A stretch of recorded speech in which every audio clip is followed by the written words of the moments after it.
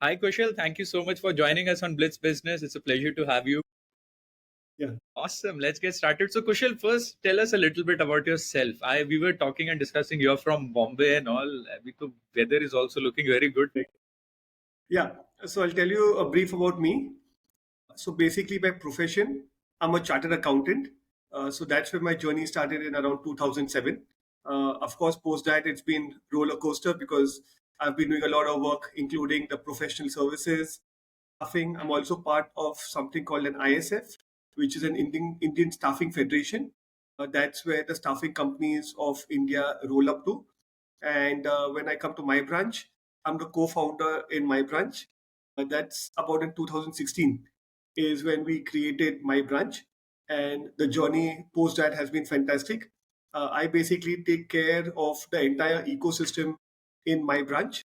So either you talk about property sourcing because that is something which is very close to us because being a pan India player and being present in almost all the states, that is your raw material. So that's about me in a nutshell. That that I just told you about being a CA and getting into business. Wow. I have many now interesting questions coming into my head. So, first tell me in my branch, what exactly you guys do? You help, just help us understand the business. Okay. So co-working, stroke flex space, shared office, this has evolved substantially in the last couple of years. And as it is said, that currently there will be more than 400 co-working players in the market. So it's very important in such a crowded market to have a differentiation. So we basically have a solution for people in the market. Our solution is that if you want to do business anywhere in India, it could be a metro, it could be a tier 2 city, it could be a tier 5 city, where if you want to do business, it's my branch who will provide you the space, infrastructure, so that you can only focus on your core, which is business. And you can forget about the balance problem, which is infrastructure. And my branch will bring that on the table. So our model is such that we promote business from enterprise customers. Because startups are typically in the metros. But when you're talking about a pan-India player, especially say present in entire Northeast, so if you take all the 7 states, we are the only co-working player available in all of them. So we really cater to the enterprise stroke corporate customers. In addition to that, our office space, we provide an office in office format. So an office in office format typically means that within a larger template of an office, we divided it into multiple smaller offices. Because of that, the office becomes a pseudo own office of the customer.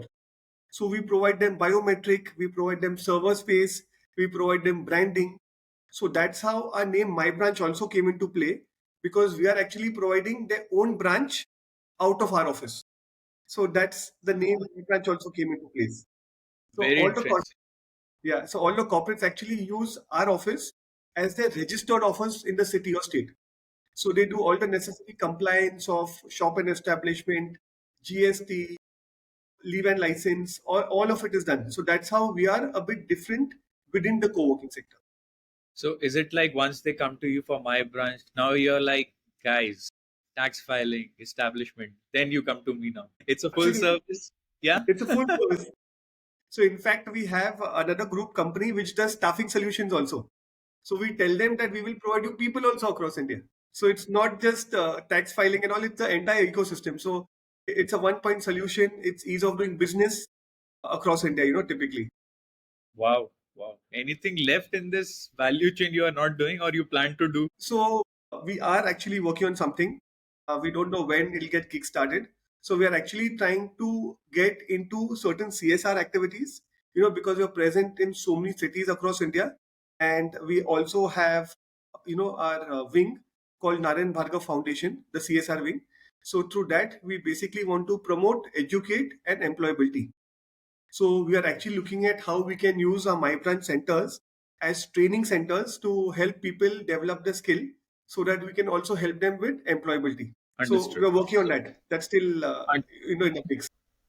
understood. So Kushal, so help me understand this when you're running. So let's understand this my branch business model in deeper. So do you guys first buy the property or you lease out? That's the first question. And the second part of the question is it mostly driven in terms of, like, I was reading some interview by Anarok MD or someone. He was stating that in to be profitable in this space, you have to rent out very large areas to get the profitability yield of 8%, 9%. I don't know if you're in that business because you're giving registered office also. So help us understand the working of it and how it Yeah. really works with So, it. Ashish, firstly, I would say we would love to buy the properties, but unfortunately, it's a very capex heavy business because you're basically spending on the interior of the office. So if A, you're spending on the interior of the office, B, you're carrying losses until you hit a particular occupancy, and third, you need to give deposits to the landlord. So they ask anything deposits between 3 to 6 months. So this anyway is a triple whammy for us. If we go ahead and buy the property, it's going to be a different problem to address. So we don't really get into buying of property because, as I mentioned earlier, we are in a completely tier two market. So we are looking at currently opening up in Ambala, Meerut. So since you're in markets which is not tested, also it's not advisable to buy the property. When it's a tested market like say a metro where you have grade A buildings, I think it's a no-brainer. Even someone like you and me will take a call that let's go ahead and buy.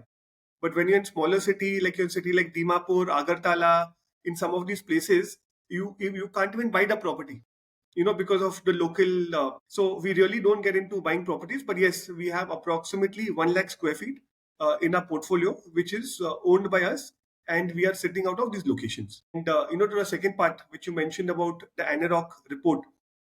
So yes, the challenge typically in a tier two city is the supply. We are sitting in Bombay, we have the larger builders, either in terms of commercial or in terms of residential. But when you go to a tier two, finding a compliant property, having the right documents, having two exits, having a fire NOC, there are a whole lot of compliances which are there. So you really don't get that kind of supply in the tier two markets. And when you mentioned about rental yield of 6 to 7%, you will be happy to hear that the rental yields in tier two are much higher than that. So it's fantastic, and because the yields are better for renting out purposes, because of that you really don't need to take larger template offices. So And what is that yield difference we are looking at? I'll say the yield difference would be anything between 3 to 5%. And just to add to that, also, again, as I mentioned, is we are a tier two champion. You really don't get a 1 lakh, 2 lakh square feet space available like a metro. So if you talk to a builder or if you're trying to source properties, I'm just saying even in a city like Coimbatore or a Madurai, if you go for a 1 lakh square feet, even if you'll find, if you'll survey the whole city, you may not find more than one property.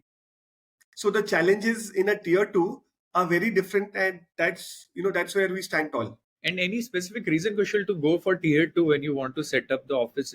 Obviously the better economics. I'm assuming you get better rates and everything. But is the demand also there then for? Because I think in the end you are running registered offices, so it's fine, I guess, to be in tier two. Is it? Yeah. So that's what I mentioned earlier. Is that's our business model. Our business model is such that we want customers to be sticky. What happens in a metro, because of the density of the co-working players, if you just take in Mumbai, Andheri East, it will have anything between 10 to 12 co-working players in that area. And when the density is very high, when the competition is high, the customer really doesn't end up being sticky. And in a metro, no corporate will come to us for a registered office. When you go to a tier two, when you're in Ranchi, Raipur, Ludhiana, Bhubaneswar, Bhopal, they are more open to exploring newer ideas. So in these cities, when someone takes your office as a registered office and they register, say, with something like an AMFI or an RBI or an insurance IRDI, then the chances of them moving out is very less. So one of our, I would say one of our brighter spots is that our customer retention ratio is more than 90%. Wow. That is phenomenal because no one really moves out. Once you register our office, they can't move out because if they want to, they have to even give a 3 months notice in a newspaper saying that, we are moving, and no one likes to go through this pain, typically in India. So as Wow, a completely sticky model, we really have minimal customer move out ratio. understood. Now, some question as a CA. So, you enjoy being a CA more or running my branch? I think being CA is my nature, and my branch I would say is a business. So I would say I've got my nature into business. So it's an extension of what I do. I would say. So of course, enjoying both both are very similar. Any particular area within chartered accountancy you like follow or you like to do? So I would say in CA, what I prefer doing is that take business which is of lesser risk. So like in professional services, either you take a doctor, lawyer, CA, architect, you will realize that the risk element and the expectation of the customer is only increasing. So I'm just taking doctor as a profession. There was a time when people used to go to a GP, but today no one goes to a GP, they directly go to a specialist doctor. So same way in CA services, if you're doing any activity where you're doing a certification or you're doing a statutory audit of a large entity and you're putting your name on the neck, it's a blind side where you're entering into. So in CA services or in any professional services, I would say that it's important to get into businesses which are lesser in risk and are scalable in nature, because both of them will go hand in hand. So what are these type of businesses? So just to tell you, in the CA firm, as we speak, we have roughly 400 employees in the banking sector only. So that's a large team size. Just a couple of months back, we had a similar discussion. So we were doing, or we are doing, more than 25,000 KYC verifications per day. So that's how large our team size, was or is in terms of KYC. And if you see KYC, it's typically a low risk activity. So what to help us understand KYC you're doing on behalf of banks, basically I'm assuming, like, Yes. right? Yes, yes. So on behalf of banks, the bank is primarily responsible for opening the account of the bank, account of the customer, I'm sorry. And while opening the account, they need to have certain documentation, which is a proof to show that it's a proof of identity and proof of address. These are typically the two activities or two documents that a bank needs for opening an individual account. And post that, we do the eyeballing and we do the check to see whether or not the documentation is right. That's quite a scale of the activity. And what is the finding you have from this KYC? How many people are submitting fake documents? I wouldn't be able to answer that, because the banks are in the right place to answer that, because we are really not checking the authenticity of the document. We are checking whether the document is available or not, because authenticity needs to be checked by the bank itself. So, I think the bankers are the right people to answer that question. And along with that, also what we do in the CA firm, which again is one of a kind. Again, as I said, as we speak, we are doing more than 6,000 audits per month across India. So we specialize in in-person verification, mystery shopping, assets verification, and things like that. So due to that, we service more than 1,000 pin codes across India. We serve the length and breadth, and that again is a complementary business to my branch itself. So even the CA firm, which is present in 8 cities, is actually working out of my branch offices only. Wow. So so we are creating an ecosystem itself where we are feeder to each other only within the group for business. Wow. And this is what I can sense is it's like it's very operation heavy, right? Like there are so Absolutely. many because you are doing all these activities. So I come from software background, we sell software. It's still I feel operational heavy, but this feels more operation heavy. So how do you deal with the challenges? So tell us like what sort of challenges you face on day-to-day basis. See, again, I'm saying not only for me, I would say Ashish, you will also second it. Managing people is the biggest challenge. So getting out numbers, getting profitability, all of this is only outcome of driving the people. So if people are convinced about the brand, if people are convinced that they need to be accountable, if people are convinced that they can perform, that itself is the biggest win which any owner or HOD can get. So I will not name any second biggest challenge, because the biggest challenge is getting the right outcome from people. And how do you sort of this is a very interesting topic, and I have asked so many founders and from in business, like how do you instill this sense of accountability? How do you bring that sort of, because I think that's a very, it has to come from within. You cannot force someone to be like, hey, you have to be accountable. I think that doesn't work. So, what is sort of steps, or how do you develop someone to be accountable for their action, deliverables, or activities they are doing? I would say I have the answer for that, and then I would have written multiple books and earned a lot more dollars out of it. So I really don't think there's an answer for that. But I think one of the easier ways to get to that is getting the employee part of the decision making. So if he or she feels that they have decided that they need to do something, getting an outcome is easier when other than the manager saying that you need to do this. So if the manager is telling an employee that you need to come to work on a Saturday, is very different from an employee saying that that there's a lot of work. I think me and the team members should come on Saturday to work. So when you make people part of the decision making, accountability gets easier. But as I said, there's no single answer. There's no answer as such available. These are some things which can help you to get better accountability.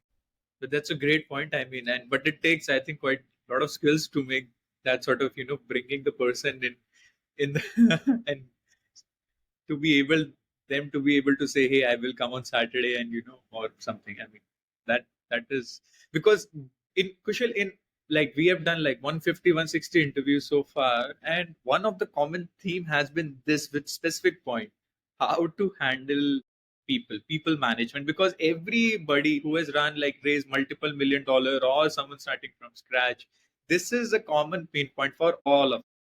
Absolutely. Because it is the right point, not for any other reason. What is the biggest challenge for you, Kushal, apart from this? Like, since you are into multiple things, right? Complementary multiple things, which sort of has synergies and symbiotic relationship across the segment. Like, what do you find challenging, interesting? Like, what is your view? As a promoter, I would say, again, it's challenging also, and the best part also of my job is that no two days are same.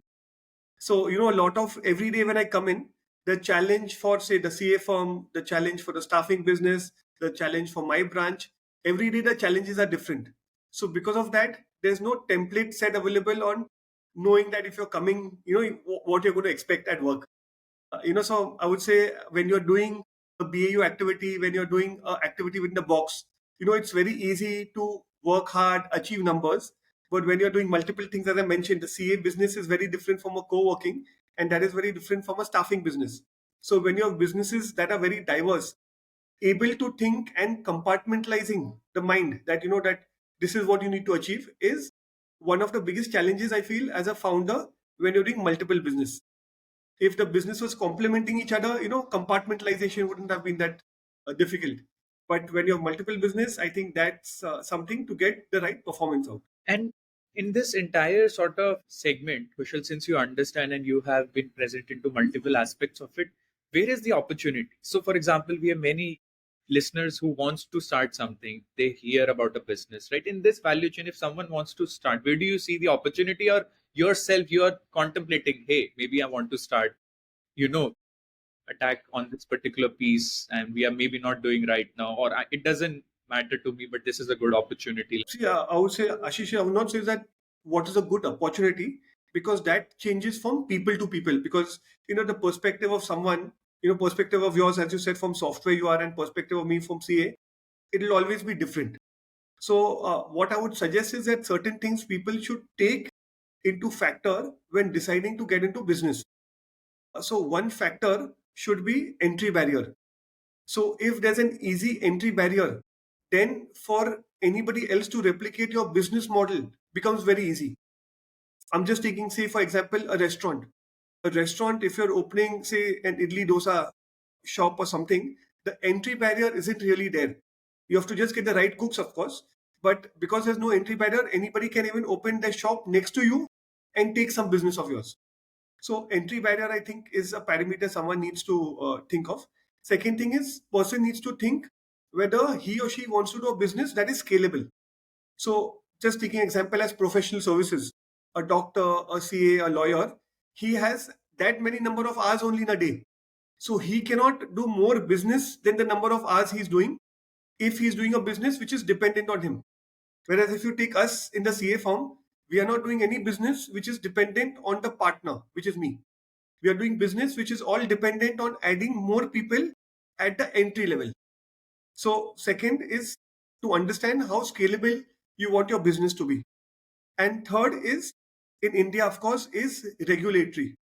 It's very important that whichever business you get into, you have to understand the regulations because of AI, because of technology, all information gets rolled up together.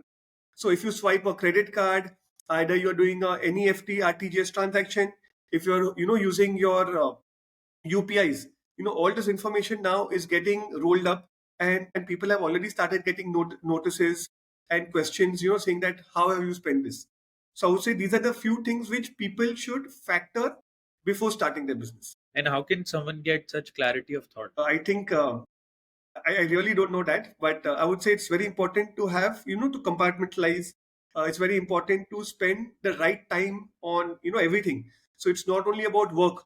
It's about, you should be able to have exercise, to have, physical, to have physical flexibility. You should be able to do, maybe just say yoga or do things, where your mind is agile, because that's the only time when you're physically and mentally fit and agile, you can do more and more things. That's a very interesting and good point. I mean, coming to health, we are now entering into, I think it's a good segue also, Yeah. founder burnout. I mean, there are many such, we have discussed in the past also. It's a thing wherein people are trying to build. So there is this theme where, raise capital fast, fail fast, and then move ahead, right? But there is an outcome of it, founder burning out or etc., building products which doesn't fit into the market, right? So what Yes. is your Yeah. views on? See, again, it's about what the person's mind is there. I personally believe is it's bite what you can chew. So since I believe in that, I know I will never over expand. I will never over leverage, because this is the thought process probably as a chartered accountant which is there in me. So I never over leverage, and probably that has also been a success story, and that's also the reason that we've got a gradual growth and not a pent up growth. Because otherwise in startups, when you mentioned that there's burnout and all, because they are under pressure to ensure that the growth comes as on yesterday. But when you're working with your own funds, so even today, we are completely own funds. We have no external investors in any of our companies. So when you don't have that pressure of either a listing or a VC who's saying that quarterly results, if you don't have that, you can have, if there's a sunny day, you can enjoy it. So it's very important to keep yourself agile, as I mentioned. And you don't plan to raise any such external capital funding? Not in the current scheme of things. If we are looking at changing our thought process, then we will have to definitely consider, because co-working is an extremely capital intensive business. So you can't keep running only based on your existing fund flow. And if you do that, your growth will be limited. So we'll take it as it comes. We are also going through expansion plans, because the co-working sector right now is in the sunrise sector. Everybody is looking at it, and as I mentioned earlier, that there are around 400 co-working players.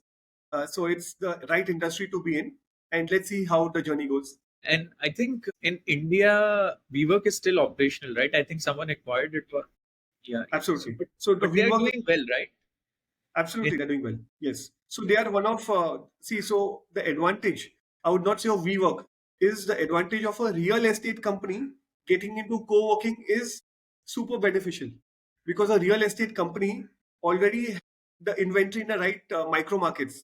So because of that, you can easily leverage into that. So any co-working player who has an investor buy from the real estate side, commercial real estate side, is definitely going to outperform anybody else. I think that's a no-brainer. So then, Kushal, what are your plans for the coming years? You have established pin codes, you're expanding, scaling. So any big milestone you're looking at, key, I want to achieve X, Y, Z in next 5 years, or you are happy with the current pace and see how it goes? Ashish, I'm sure with a brief interaction, you'll know that I will never be happy with what is happening. You have to always push the goalpost, and once you reach the goalpost, you have to again push it further. So yeah, so as we speak, we are present in around 70 plus cities. Our first target is to hit 100 cities, which we are quite Sure, that may happen by March 25. And then we are looking to expand the city model. So we want to be present across India in all the states. We want to be present in all the smart cities because that's where even the government is investing. And needless to say, the job opportunities will come in those cities only. We are looking to get into cities where the infrastructure, which is improving, like take Nagpur as an example. That's the only city in India which has a three-layered bridge. So you have the metro, you have the highway, and then you have the normal road on the ground floor on the base basically. The tier two cities are really growing substantially. You have twin cities like Warangal, Hanumankonda, because of which it's getting larger. You have many there's a lot of movement happening in the tier two cities. So it all depends on how the infrastructure development happens, and we are at least as we speak gunning to reach 100 cities first. So that's going to be a milestone. And to reach 100 cities, you are assume all organic ways. You don't plan to acquire any one of those 400 co-working. Ashish, not at this point of time, because this is a sunrise sector, and because of that, the valuations are through the roof. So even if you take AWFIS, who's listed a couple of months back, already in due course they are already at two times the value what they were listed at. So in a heated sector, then there are other co-working players also who are coming with IPO. So this is probably not the right time for consolidation. Personally, I feel it should take around 2 to 3 years more for consolidation to take place, not before that. And awesome. And no plans for listing, I assume, also then, as of now. No plan of listing at all. I love this Unless clarity. unless we get $1 million plan, someone gives us $1 million idea, which is not there today, then we can look at it. But not at. And what else keeps you occupied, Kushal, from all this activity? How do you get time then? So what I'm going to tell you, I'm not sure you're going to believe it, but I play thrice a week at least. I play football and I run. So I play at least thrice a week. That's a given at any point of time. I spend time with my wife, with my children every single day. A lot of parents, they say they are weekend fathers. I am definitely not in that category. I spend as much time with them. So my priorities are clear that I need to spend more time on my physical health, my physical mindset, spend time with family and also work at the same time. So in fact, the social media like Instagram. I'm sure everybody knows about that. My primary reason to get on Instagram was only because my employees and colleagues felt I never had a personal life. So I had to get there to tell people that I have a personal life. And my friends, who I hang out with and who I play or who I party with, they never thought I work. So in fact, two of my friends have actually come to office to check that whether do I work or not. So that's how for me life is. Do Where you have people a are. twin, Kushal? Do you have a twin? One is at work, one is there. So that's what I'm saying. So people don't believe that office guys don't believe I have a personal life, and personal life, friends and families don't feel that I have I have a Yeah, work life. that's a rare thing. I'm also first time. I'm not able to believe, as you said. So that's what I'm saying. So it said, you work hard, party harder, and play the hardest. I think that's. Awesome. Thanks a ton, Kushal, for your time and for your insight. I really appreciated, the clarity of your thought process, because I think that's very important in whatever you're doing. If you understand it well, you can excel it at any given point in time. But that structuring of thought is, I think, very crucial. So thank you for explaining us. And I need to learn that balance. I don't have that balance, but maybe soon. But yeah, Thanks. thank you for your time, Kushal. Yeah, thanks. Cheers.